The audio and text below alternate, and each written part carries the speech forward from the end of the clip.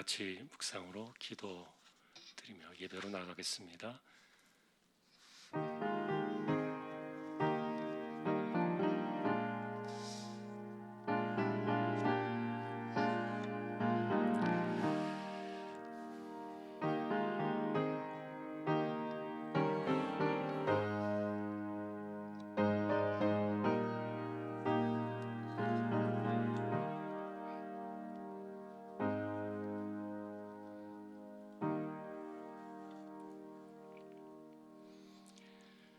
오직 여호와를 앙망하는 자는 새 힘을 얻으리니 독수리가 날개치며 올라감 같을 것이요 다른 박질하여도 곤비하지 아니하겠고 걸어가도 피곤하지 아니하리로다. 아멘. 하나님, 이 시간도 예배합니다. 부족한 저희들을 붙들어 두시고 예배 가운데 임재하셔서 하나님 영광을 받으시옵소서. 예배의 시종을 의탁합니다. 존귀하신 예수 그리스도의 이름으로 기도하옵나이다. 아멘. 찬송가 336장입니다.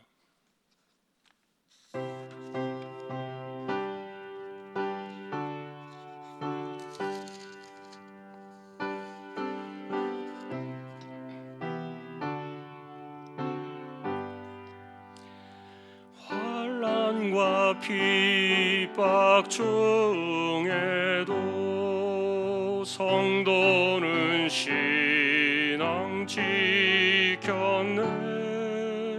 이 신앙 생각할 때에 기쁨이 충만하도다. 성도의 신앙 따라서 죽도록 충성하겠네. 옥중에 매인 성도나 양심은 자유 얻었네. 우리도 고난 받으면 죽어도 영광 되도다. 성도의 신앙 따라서 죽도록 충성하겠네. 성도의 신앙 본받아 원수도 사랑하겠네. 인자한 언어 행실로 이 신앙 전파하리라.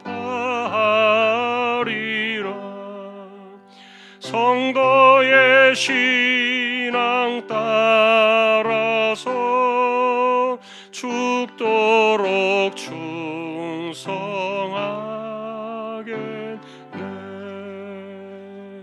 아멘.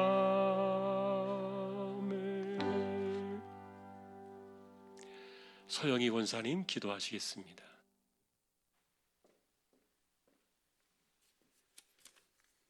은혜가 풍성하신 하나님 아버지, 지난 한 주간도 사랑으로 지켜주시고 이 시간 수요예배로 불러주심을 감사드립니다.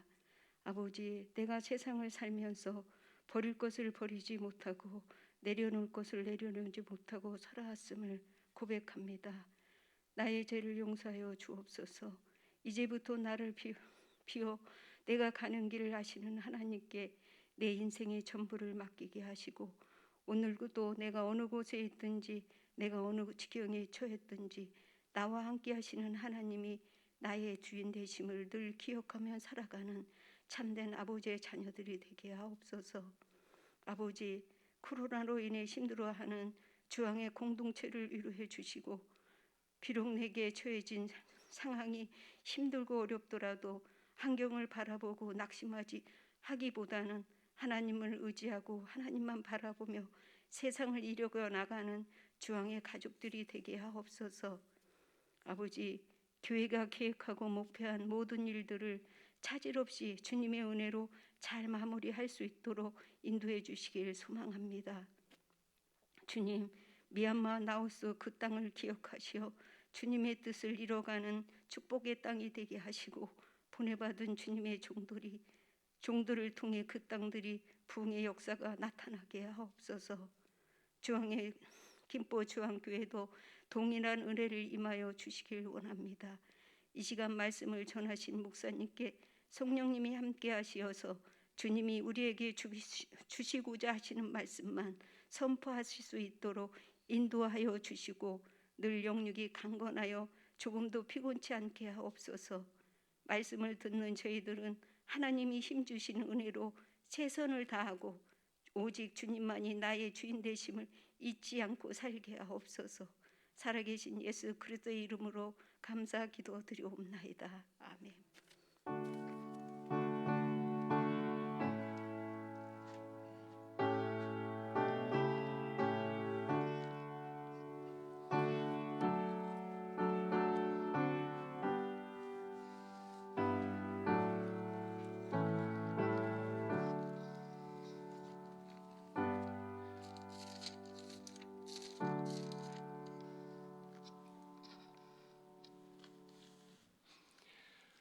하나님 말씀, 오늘은 여호수아 13장이 되겠습니다.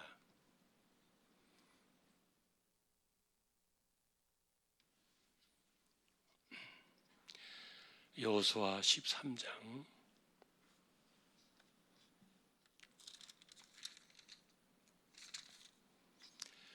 1절 먼저 읽겠습니다. 여호수아가 나이가 많아 늙음에 여호와께서 그에게 이르시되 너는 나이가 많아 늙었고 얻을 땅이 매우 많이 남아 있도다.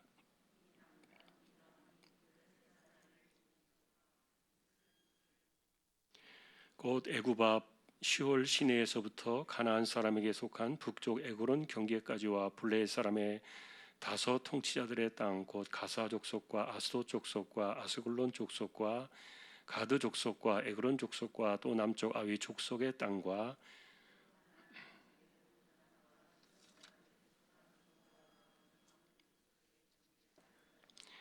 또 그발 족속의 땅과 해 뜨는 곳에 온 레바논, 곧 헤르몬 산 아래 바알갓에서부터 하맛에 들어가는 곳까지와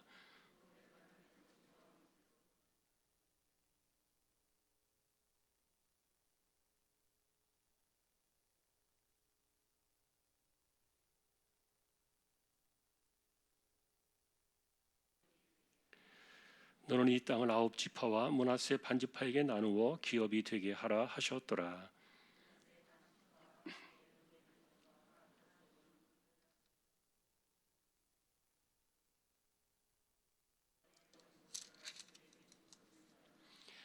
곧 아르논 골짜기가에 있는 아로엘에서부터 골짜기 가운데에 있는 성읍과 디본까지 이르는 메드바 온 평지와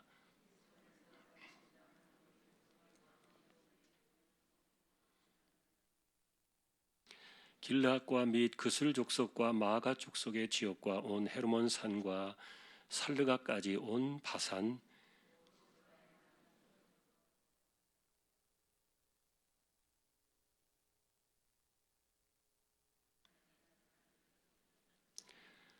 그슬 족속과 마아가 족속은 이스라엘 자손이 쫓아내지 아니하였으므로 그슬과 마아갓이 오늘까지 이스라엘 가운데에서 거주하니라.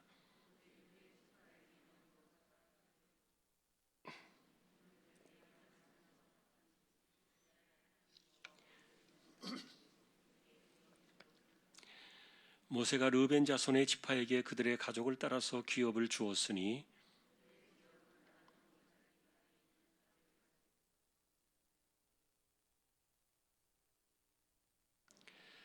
헤스본과 그 평지에 있는 모든 성읍, 곧 디본과 바못 바알과 벳바알 무온과 기라다임과 신마와 골짜기의 언덕에 있는 세렛 사할과 평지 모든 성읍과 헤스본에서 다스리던 아모리 족속의 왕 시온의 온 나라라. 모세가 시온을 그 땅에 거주하는 시온의 군주들 곧 미디안의 귀족 에위와 레겜과 술과 훌과 레바와 함께 죽였으며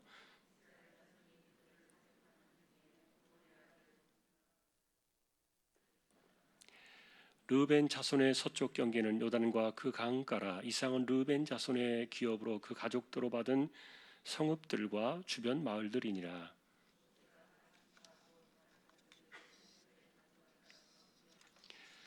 그들의 지역은 야셀과 길르한 모든 성읍과 암몬 자손의 땅 절반 곧 라빠 앞에 아로엘까지와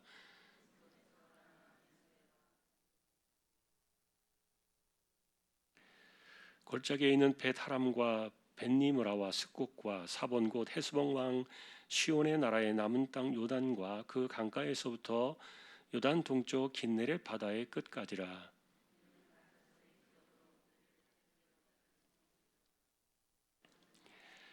모세가 므낫세 반지파에게 기업을 주었으되 므낫세 자손의 반지파에게 그들의 가족대로 주었으니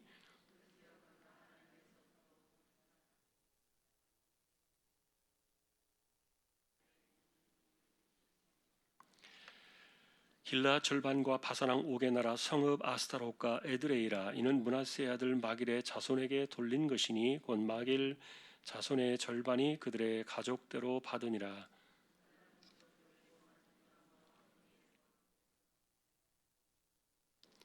같이 보겠습니다.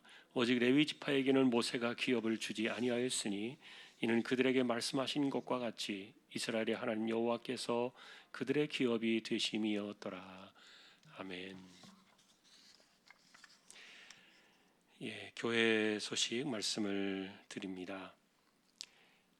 지난주에 광고를 드린 대로 시편 필사 성경을 진행해 보려고 합니다. 그래서 여러분 혹시 시간에 기한은 두지 않으니까 시간 나실 때 집에서 성경을 보시면서 틈틈이 쓸 수 있는 그런 성경인데 왼쪽에 이렇게 성경 본문이 있고 오른쪽 칸만 쓸 수 있도록 되어 있는 그런 필사 성경입니다. 이번에는 시편인데 앞뒤로 이렇게 있다 보니까 좀 전체 한 200페이지가 넘는 그런 두꺼운 분량인데 여러분 혹시 하실 수 있는 그런 마음이 있으시면 교육자실에 의뢰하셔서 함께 참여하시면 좋겠습니다. 그리고 어제 박원혁 권사님이 소천을 하셨습니다. 그래서 오늘 장례가 진행이 되고 있는데 지금 저희 교회가 하진 않고요.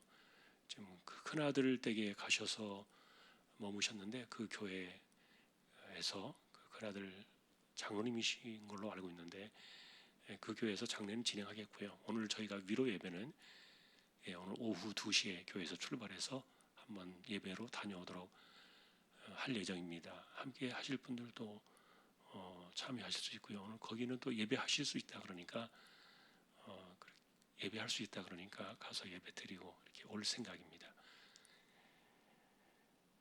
그리고 다른 소식들은 주보를 보아주시면 되겠습니다.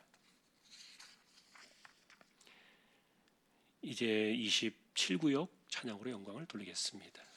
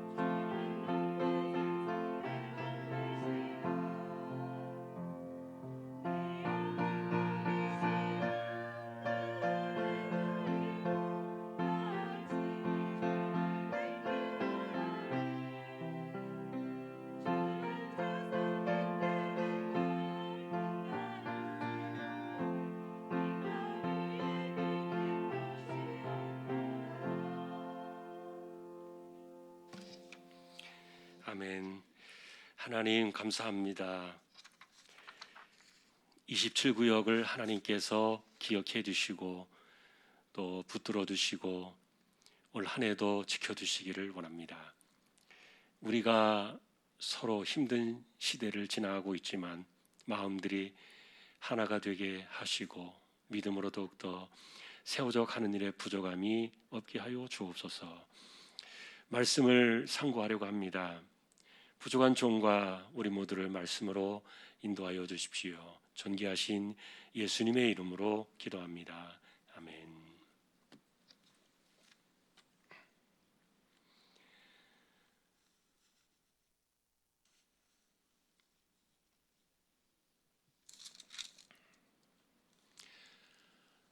오늘도 저희가 지도를 한 두 개 좀 살펴볼 생각이고요. 이제 오늘 우리가 읽으신 이 본문에 보면은 이제 정복하지 못한 지역을 이제 이야기해주는 이제 그것이 요점으로 나와 있어요. 우리 먼저 한번 지도를 한번 먼저 보고 그 다음에 내용을 좀 정리해 보겠습니다.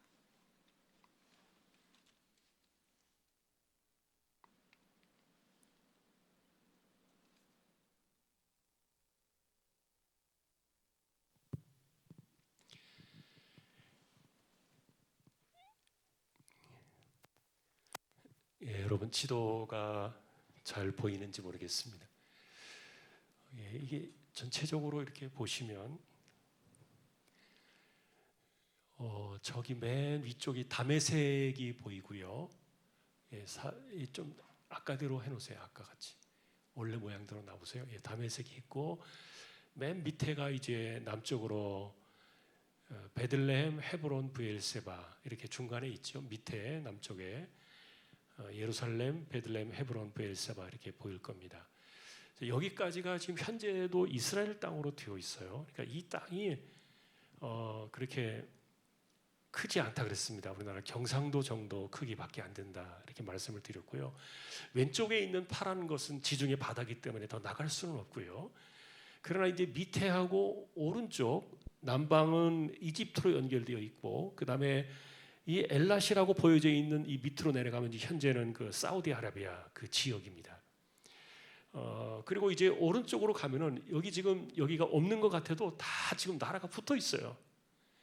요르단, 시리아, 레바논 그리고 저쪽 또 왼쪽 위쪽으로 올라가면 이제 지중해 바다 위로 터키가 있고 조금 더 오른쪽으로 내려가면 이제 이란, 이라크 이런 나라들이 쭉 붙어 있죠. 그래서 이 바닷가를 끼고 지중해 바닷가를 끼고 이렇게 조금 붙어 있는 겁니다. 자, 이런 땅을 놓고 이렇게 이제 들어오게 하셔서 점령하게 하시는 건데 지금 이 지도는요, 요 이스라엘 땅 전체를 향해서 이 다닐 수 있는 길을 정리해 놓은 거예요. 자, 이제 다시 한번 그 좀 바다를 중심으로 보면은요, 자, 맨 위에 하솔이라고 있었습니다. 하솔은 그 북부 지방의 사람들이 뭉쳐가지고 전쟁을 치를 때 했던 그 오른쪽에 조그마한 물가가 있죠. 그 메론 물가에서 전쟁이 일어났었죠. 거기서부터 이제 시작해서 그 밑에가 이제 조금만 큰 호수가 저게 이제 갈릴리 바다입니다. 그 생각보다 작죠. 그렇게 큰 호수가 아닙니다. 산 위에 이렇게 올라가서 보면 한눈에 다 들어올 정도로 호수가 그렇게 크진 않은데 왜 저기를 바다라 그러냐면은 땅이 굉장히 깊어요. 아주 그 상당히 깊은 골짜기로 되어 있고요. 그래서 지금 이렇게 바다로 이 갈릴리 호수와 그다음에 이제 쭉 연결되어 있는 것이 요단강이라 그랬죠. 요단강이 쭉 밑에까지 내려와 있고 이게 마지막 여매 바다입니다. 여기도 물이 들어와 가지고는 더 이상 나가지 않고 그냥 저기서 다 이렇게 끝나버리는 거예요. 그런데 이 길이 지금 이렇게 빨간 이 화살표로 되어 있는 이 길이 골짜기 길입니다. 골짜기. 적어도 여기가 한 우리 평지보다도 300m 정도 밑으로 내려가 있습니다. 이 골짜기가. 그러니까 지하 300m라고 한번 생각해 보세요. 굉장히 깊은 땅이죠. 그래서 이 골짜기가 깊숙하게 밑으로 이렇게 내려가 있는 땅인데, 이 골짜기 땅이 이제 이렇게 그 강을 중심으로 염해 바다까지 이렇게 쭉 길이 되어 있습니다. 이게 골짜기 길이죠. 그다음에 이제 중간에 있는 요 녹색으로 되어 있는 화살표가, 이게 이제 예루살렘이 이렇게 보이죠. 예루살렘이 보이고, 그다음에 위로 베델, 실로, 세겜 이렇게 돼 있는데, 이 길이 이제 족장들의 길이라 그래서 주로 이제 산악지대에 형성되어 있는 길입니다.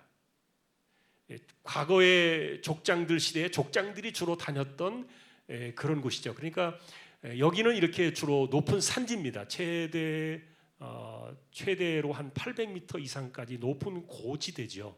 고지대에 있는 그런 산 속에 있는데, 지금 이번에 이스라엘 백성들이 이 여리고를 중심으로 해가지고 그 다음에 치고 들어왔던 그 땅들이 바로 이 녹색을 중심으로 되어 있는 이 땅들입니다. 여기 저 산지, 주로 산지 지역이었죠.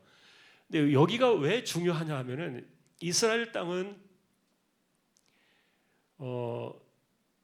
그 바닥 자체가, 땅을 파면은 우리나라처럼 이런 일반 흙이 안 나옵니다. 일반 흙이 아니라 그 땅 자체가 석회와 같은 부들부들한 그런 흙으로 되어 있는데, 이게 또 굳으면은요, 이 바위보다도 더 단단해집니다.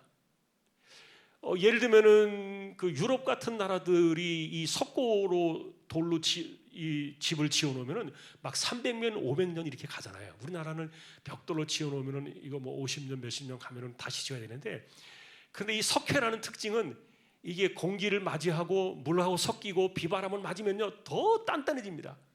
그래서 유럽에는 이 전부 이 석회로, 이 돌들이 이 석회돌로 이렇게 건축을 하다 보니까 몇백 년이 지나도 괜찮은 거예요.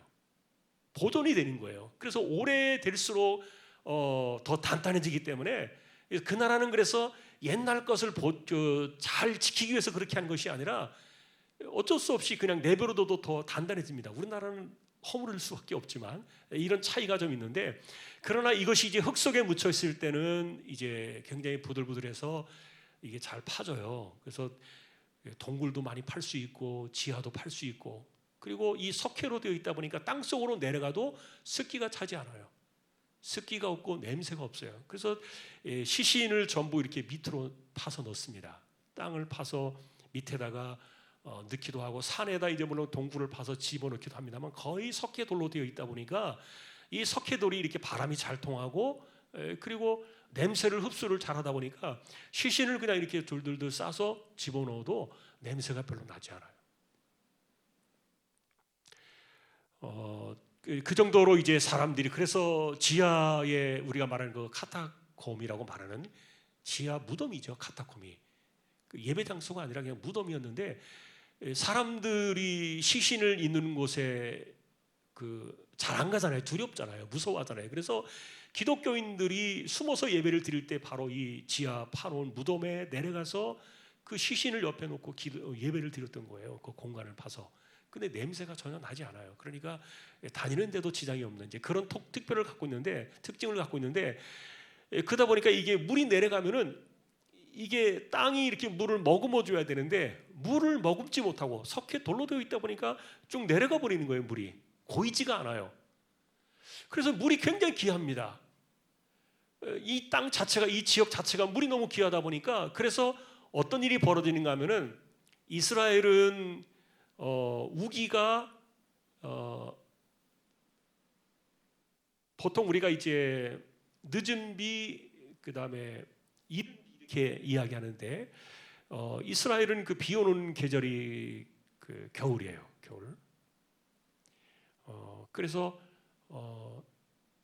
이른 비가 이제 가을 끝날 때쯤부터 내리기 시작해서 늦은 비가 봄에 이렇게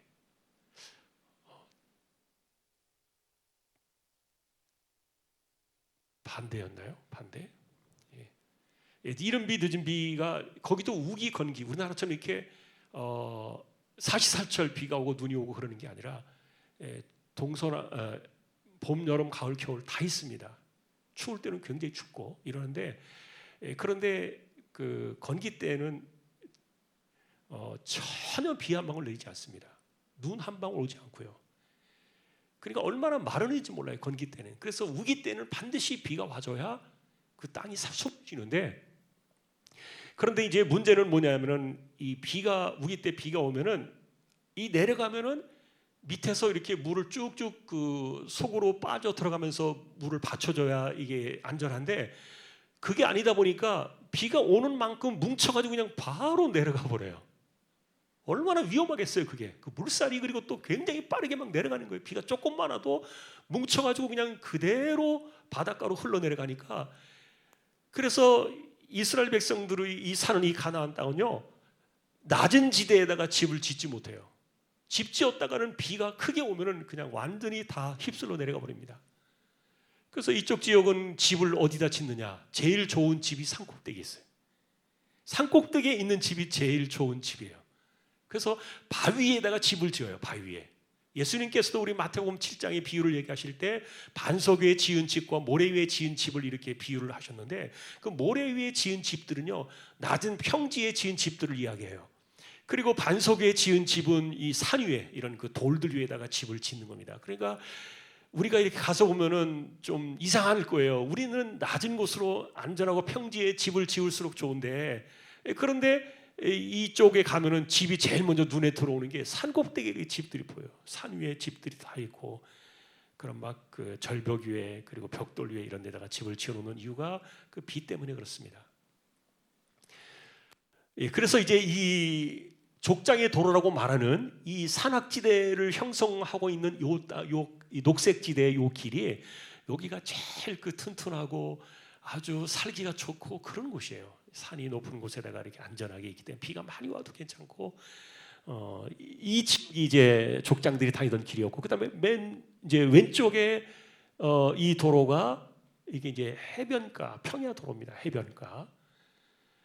해변가 평야 도로가 이제 이렇게 쭉 연결되어 있는데, 이것은 이제 주로 무역하는 사람들이, 무역상들이 주로 다닐 때 쓰던 길이에요. 저쪽에 아시아나 유럽 그리고 아프리카로 내려가는데 사람들이 가장 지름길로 빨리 내려갔던 길이 저기입니다. 우리가 가데스 바네아에서 이스라엘 백성들이 정탐을 하고 올라갔을 때 그 길이 열하루 길이라고 말했던 것은 바로 이 빨간 해변가의 길을 이야기하는데, 그쪽으로 올라갔으면 가사 이 텔아비브 요빠 이쪽으로 올라가는 길이 굉장히 빨리 올라갔을 거예요.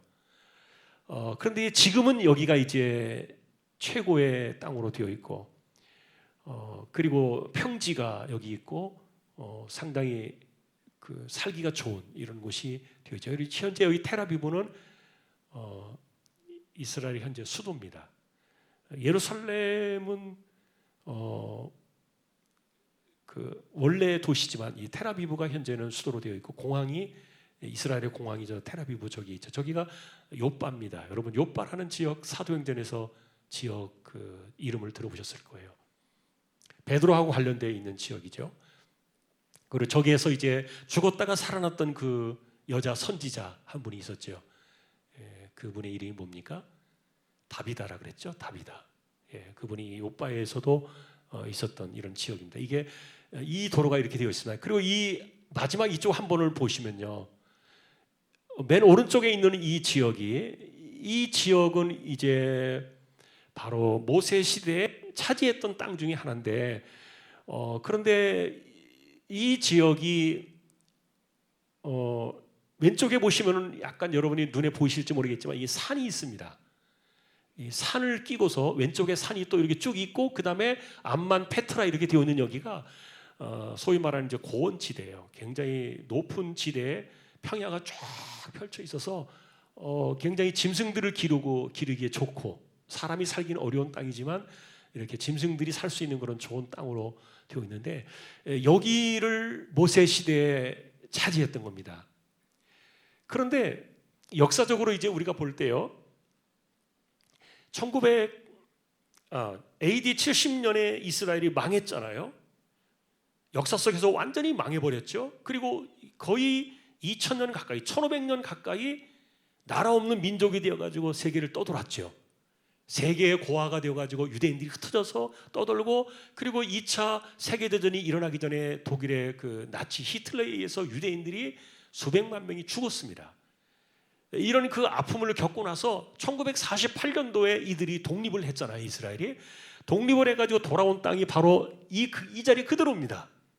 희한하게 이 자리로 돌아온 거예요. 이게 1948년도에 독립해가지고 이 자리로 돌아오게 되는 이것이 성경을 우리가 바라볼 때 정말 하나님께서 특별한 섭리를 하고 계시다, 그런 것들을 우리가 살펴볼 수 있는데, 그런데 이제 이 들어오면서 이 오른쪽에 있는 이 마지막 이 고원지대에 놓여져 있는 이 도로, 이 지역은 얻지를 못했어요. 그런데 1900그로부터 한 거의 20년 정도 지났을 때, 19년인가요? 20년 지났을 때 그 주변에 있는 그 중동 지역의 이슬람권에 있는 사람들이 전쟁을 일으켰어요. 갑자기 뜬금없이 또 2000년 만에 시오니즘 운동을 일으키면서 막 각지에서, 전 세계에서 유대인들이 모여가지고 나라를 세우니까 이게 도대체 무슨 일이야? 그래도 나라를 또 뺏겨버리니까 이 사람들이 힘을 합쳐가지고 전쟁을 일으켰던 게 중동 7일 전쟁입니다. 근데 중동 7일 전쟁을 일으켰는데 그 일주일 사이에 이 조그마한 나라, 그 당시에도 뭐 500만 명, 600만 명밖에 안 되는 작은 인구인데 주변의 인구를 다 합치면요, 아랍의 인구가 2억이 넘습니다. 엄청나게 많은 숫자입니다. 그런데 이 중동 전쟁을 7일 동안에 일으키면서 희한한 것은 그 사이에 요 오른쪽에 있는 요 도로를 또 빼앗겨 버립니다. 그리고 곧 전쟁이 일어나고 난 다음에, 그러니까 여기까지가 현재 지금 이스라엘이 가지고 있는 땅이에요. 다시 여호수아 시대 때 있었던 이 땅이 1970년대 이후에 그대로 돌아온 거예요. 자, 그 다음 지도를 한번 봅시다. 자, 이거는 조금 이제 잘 안 보일 수 있는데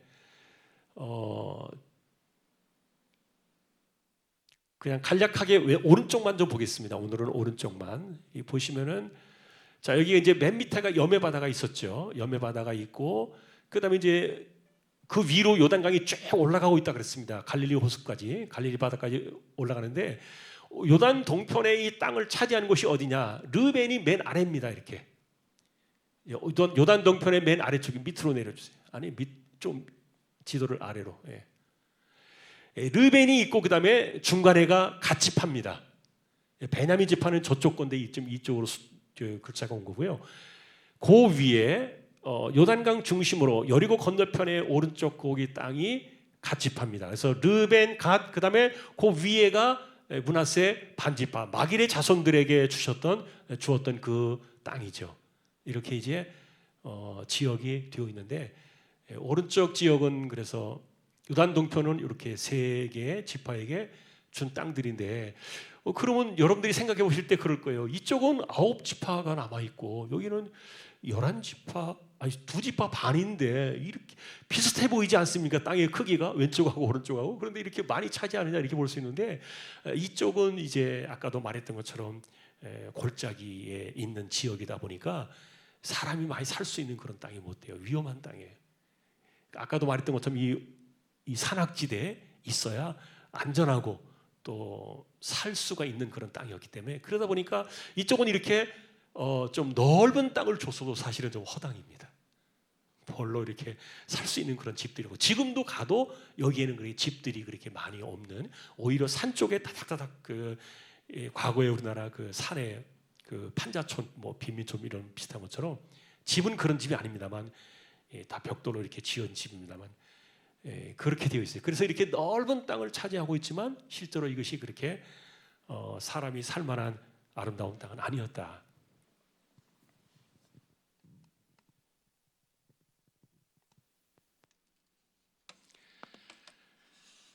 예, 정리를 조금 해보겠습니다. 자, 근데 이제 이 지역들을 이렇게 정리해 주면서 오늘 이 13장에서의 핵심은 뭐냐면은, 여호수아 시대 이후로, 그러니까 지난번 북방과의 연합 전쟁이 끝나고 나서 사실상 전쟁은 끝났다는 거예요. 그래서 그 기간이 5년에서 한 7년 정도 걸렸다고 제가 말씀을 드렸고요. 그 시간 속에 더 이상의 이제 가나안 전쟁은 일어나지 않는 거예요. 그런데 문제는 뭐냐면은, 차지하지 못한 땅이 너무 많은 거예요. 아까 우리가 보셨던 그 해변가 쪽에 있는 그 땅은 거의 차지하지 못했습니다. 주로 산악지대에 있는 그 족장의 대로 쪽에는 거의 많이 차지했는데 주로 이제 이 해변가 도로 쪽 그 상인들이 주로 다녔던 그런 그 도로 쪽에 있는 그곳은 거의 점령하지 못했고요. 그리고 점령하지 못한 성들이 굉장히 많이 남았어요. 그런데 여호수아가 전쟁의 종결을 선포하는 겁니다. 그러니까 이상한 거예요. 왜 종결을 선포했다고 말하는가 하면은 이 전쟁이 끝나고 난 이후에 그냥 정복하지 않은 땅인데 그냥 나눠져 버리는 겁니다. 지파들한테 제비 뽑아가지고 땅의 크기를 비슷하게 생각해서 땅을 나눠져 버린 거예요. 그러니까 여러분 좀 생각하실 때 이상하지 않습니까? 이거 아직도 해야 될 일이 많은데, 전쟁이 아직도 안 끝났는데 왜 그럴까? 우리가 그런 생각을 해볼 수가 있고요. 그 다음에 두 번째 문제는 뭐냐면은 여호수아가 죽고 난 다음에 이 여호수아가 사실은 전쟁을 그 종결을 선포한 이유가 뭐냐면은 나이가 많았다 그랬어요. 오늘 1절의 내용이 그거예요. 나이가 많아 늙었고 얻을 땅이 매우 많이 남아있다, 이렇게 1절에 말하고 있는데 나이가 들은 겁니다. 그런데 여러분, 지금 실제로 여호수아의 나이가 몇 살일까요? 이 당시에 이 나이가 그 비슷한 그 또래 갈렙이 몇 살이었다 그랬죠? 85이라 그랬어요. 85살의 나이였고요. 그러면 이제 실제로 여호수아가 죽을 때는 몇 살에 죽습니까? 110세에 죽습니다. 그러면 85세에서 110살이면 앞으로 몇 년 남은 거예요? 25년? 25년 남았죠. 25년 정도 남았는데, 근데 우리가 생각할 때, 야, 25년이 남았는데 이렇게 많은 시간이 있는데 그 사이에 또 전쟁도 하면 되지 않을까 생각할 수 있는데, 그런데 문제는 몸이 노쇠하다는 거예요. 모세하고 달라요. 모세는 몇 살에 죽었어요? 120살에 죽었어요. 그러나 모세는 너무너무 쌩쌩해요. 팔팔한 거예요. 그러니 모세와 여호수아의 차이가 거기서 납니다. 비록 여호수아가 조금 더 오래 그만큼 금방 안 죽고 110살까지는 그가 나아갔지만, 그러나 85세 이후에는 전쟁을 수행할 정도의 건강은 못 됐던 거예요. 그러니까 모세는요, 특별한 은혜입니다. 특별한 은혜. 사람이 120살이 됐는데도 너무너무 쌩쌩해가지고 하나님께서 사명을 다 이루셨기 때문에 그냥 그를 데려가셨던 것이지, 몸이 어떻게 문제가 있어서 세상을 떠난 게 아니었어요. 그러나 여호수아는 그렇게 노쇠해서 죽습니다. 그 이후에 전쟁을 할 수 없다는 거예요. 그러니까 문제는 뭐냐면은 이 여호수아 시대 이후에 하나님께서 왜 사람을 세우지 않으셨을까에 대한 또 하나의 질문이 남아요. 사람 세우시면 되는데 왜 사람을 안 세우셨을까? 아직도 정복하지 못한 땅이 많은데 이런 문제점을 안겨놓고 여호수아가 죽습니다. 그런데 그 이후에 모세나 여호수아 같은 하나님이 지정하신 지도자가 안 나오는 거예요. 그리고 우리가 알고 있는 것처럼 16명의 사사들이 이 나라의 혼란을 중간중간 잠재우는 사사시대가 그 다음에 이루어지는 거예요. 자, 그래서 이제 우리가 이 가나안 땅을 이렇게 정리해 보면서, 자, 우리가 이제 이 가나안 정복 전쟁을 보면서 제가 계속 그 틈틈이 드렸던 말씀 가운데 하나가 뭐냐면, 이것은 하나님의 나라와 이 세상 나라의 이 갈등 속에서 이루어지는 그런 모습들을 우리에게 보여주고 있다 말씀을 드렸어요. 하나님의 나라가 이 땅에 들어와 있잖아요. 실제로 이 당시에 하나님의 나라가 이 이스라엘 백성들 중심으로 가나안 땅에 하나님의 나라를 가져오셨던 거예요. 하나님께서 가져오셨고 그들을 통해서 하나님의 나라를 이 땅에서 보여주시려고 했던 거예요. 그러나 이스라엘이 거부합니다. 예를 들면 여러분, 사무엘 시대 때 백성들이 우리에게 왕을 달라 막 거부한 것에 대해서 왜 그렇게 하나님이 그것을 싫어하셨고 사무엘이 왜 그것을 역정을 내면서 그것을 거부를 했느냐? 하나님의 나라라는 개념은 땅의 개념이 아니라 주권과 통치의 문제였거든요. 그것이 이 가나안 땅에서 보여주려고 하셨던 하나님의 방법이었는데 그 사람들이 그것을 거부함으로 인해서 하나님의 나라가 이 땅에서 임하는 그런 모습들이 뭉개져 버린 겁니다. 그리고 예수님 때에 온전한 하나님의 나라가 다시 들어오게 되는데, 그래서 실제로 이 가나안 땅은요 완전하게 정복하지 않은, 다시 말하면 하나님 말씀하신 그대로의 땅이 완전하게 정복하지 않은 채 끝나는 거예요. 지금도 이 땅이 마찬가지고요.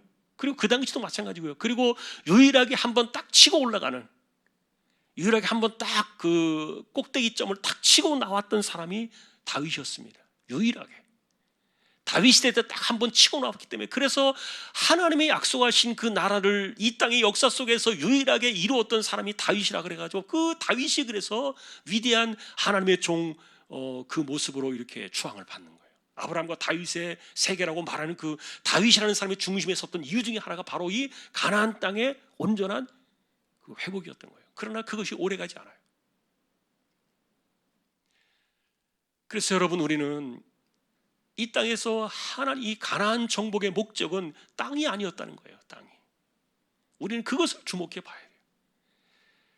사람들은 이 땅에서 존재하는 이 땅에 이 초점을 두고, 다시 말하면 우리가 살아가는 이 땅의 땅이라는 것은 우리에게 어떤 그 기업이나 그 삶의 터전 이런 것들을 이야기하는데, 그런 것들은 말하잖아요. 사실은 땅으로부터 우리가 얻어지는 것이 얼마나 많습니까? 기본 재산은 땅을 통해서 지켜진다고 볼 수 있는데, 그런데 하나님이 약속하신 이 가나안 정복의 이 궁극적인 핵심은 땅이 아니었던 거예요. 땅이 아니라 하나님의 통치와 다스리심이었던 거예요.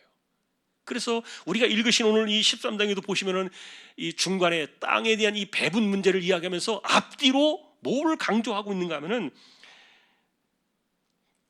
레위 지파에 대한 이야기가 나옵니다.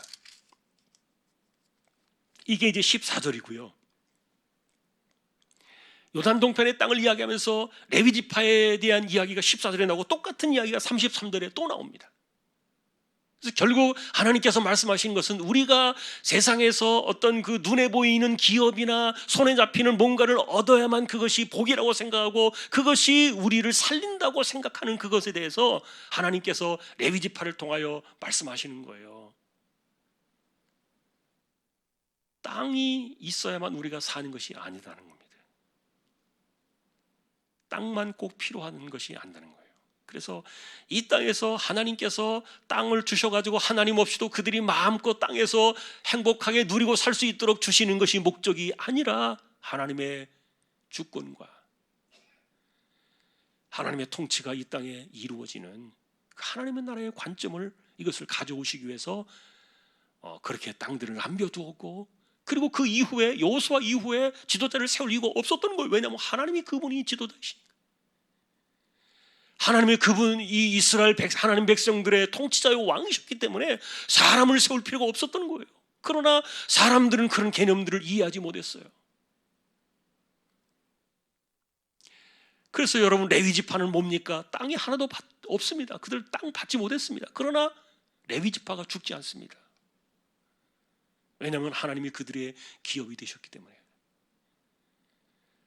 그래서 이제 가나안 전쟁의 이제 이 정복 전쟁의 역사들을 우리가 정리해 나가는 모습들을 봅니다만, 이런 모습들 속에서 진정한 이 가나안 땅의 정복은 땅이 목적이 아니었다.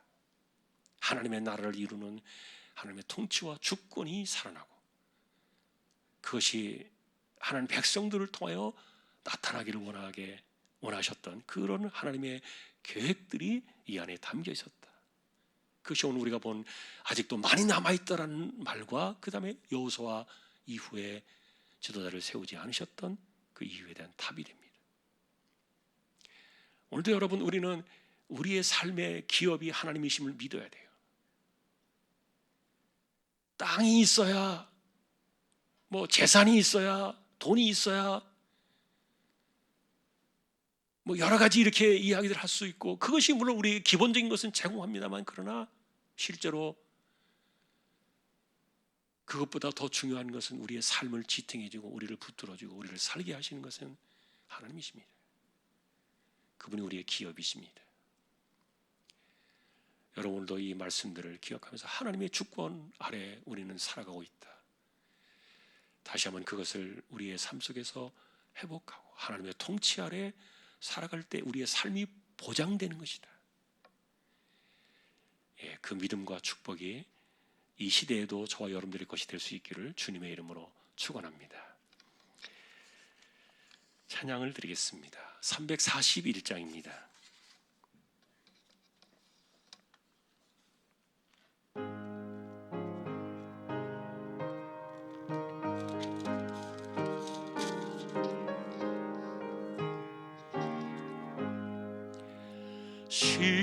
십자가를 내가 지고 주를 따라갑니다. 이제부터 예수로만 나의 보배 삼겠네. 세상에서 부귀영화 모두 잃어버려도 주의 평안 내가 받고 영생 복을 받겠네.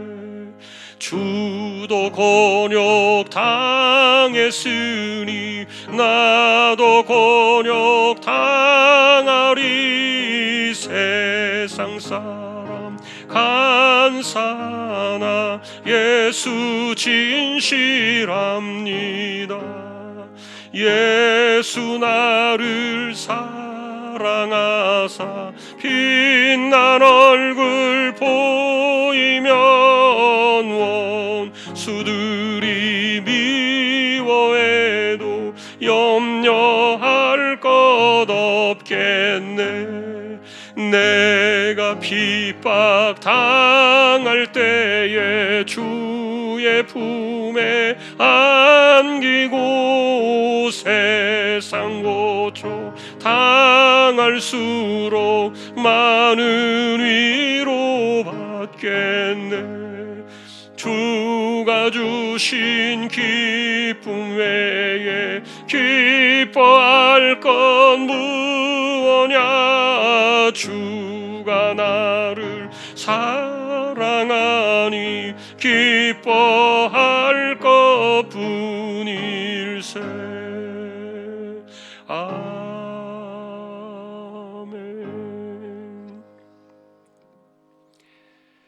하나님, 가나안 정복 전쟁의 역사들을 저희가 돌아보고 있습니다. 그들을 통하여 하나님께서 말씀하시려 하셨던 것은 땅을 주시는 것이 목적이 아니라 하나님의 주권과 통치가 이루어지는 하나님의 백성들을 세우는 것이,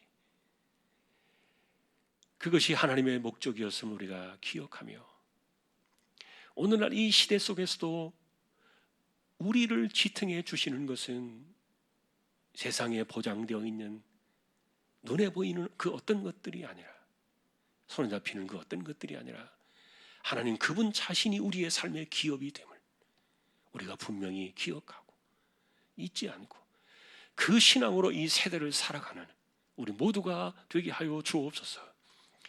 하나님이 주셔야 우리가 가질 수 있고, 하나님이 주셔야 우리가 쓸 수 있고, 하나님이 주셔야 우리가 보존할 수 있고,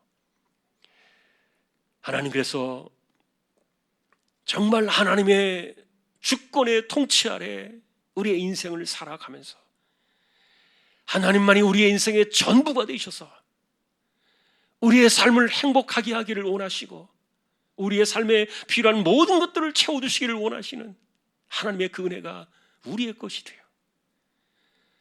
늘 하나님을 마음에 품고 살아가는 우리 모두가 되게 하여 주옵소서. 하나님을 예배하는 성소를 경외하는 이들이 되어 이 땅에 약속된 복을 우리가 받아 누리며 살 수 있기에 부족함이 없는 하나님의 자녀들이 되게 하여 주옵소서. 눈에 보이는 여호수아와 같은 사람이 중요한 것이 아니라 하나님의 통치가 중요했음을 우리가 다시 한번 기억하게 하여 주옵소서. 코로나 시대에 여전히 어려움들이 많이 있지만 이번 주부터 우리나라에도 백신이 시작이 됩니다. 하나님께서 붙들어 주셔서 비록 적은 숫자지만 속히 모든 일들이 잘 원활하게 풀어져서 자리를 잡고 안정되게 하시고, 또한 어려운 일을 만날지라도 치료제의 개발로 인하여 큰 어려움 없이 잘 치료가 되어지고, 일반 감기처럼 약을 먹고 치료가 되어지는 그런 시간들이 속히 오도록 하나님 은혜를 더하여 주옵소서. 복음을 위해 나가 있는 주님의 종들이 있습니다. 선교지를 기억하시고 또한 사역과 가족들과 건강을 하나님께서 붙들어 주시고, 쿠데타로 인해서 나라가 온통 뒤집어져 있는 위험한 미얀마 땅을 기억하셔서 긍휼히 여겨주시고 하나님의 교회가 훼손된 일이 없도록 지켜주시기를 원합니다. 세우신 개척된 교회와 보내신 주님의 종을 기억해 주시고, 이 땅에 세워진 하나님의 나라와 백성들을 기억해 주시고, 특별히 코로나의 시대에 교회들마다 성도들마다 무탈하게 하시고 안전하게 붙들어 주시기를 소망합니다. 우리 자녀들을 하나님께서 지켜주시고, 또한 우리에게 주신 생업과 삶의 터전과 가정과 그리고 우리의 건강과 이 모든 것들이 주권자이신 하나님의 손에서 나옴을 기억하며 오늘도 하나님께 의지하여 이 세상을 이기며 살아가는 이 신앙의 방식들을 우리가 잘 터득하여 배워나가는 승리하는 하나님의 자녀들이 다 되게 하여 주옵소서. 오늘도 우리의 영원한 통치자이며 주권자이신 하나님의 손이 우리의 삶의 인도자가 되시고 우리를 지키시며 붙드시며 또한 보호해 주시는 그 거룩한 하나님의 손이 되기를 주님의 이름으로 간절히 기도하오며, 우리 주님 예수 그리스도의 은혜와 하나님 아버지의 사랑과 성령님의 감화 감동 위로 인도 교통 충만하심이 완성될 그 하나님의 나라를 바라보며 이 땅에 눈에 보이는 것이 아니라 하나님의 주권과 통치가 우리의 인생을 살리고 우리를 세워나가는 것임을 기억하며 오늘도 그 하나님의 손 아래서 이 세대를 이기며 승리하기를 원하는 우리 모든 심령들, 조항의 가족들 위해 이제로부터 영원까지 함께 있을지어다. 아멘.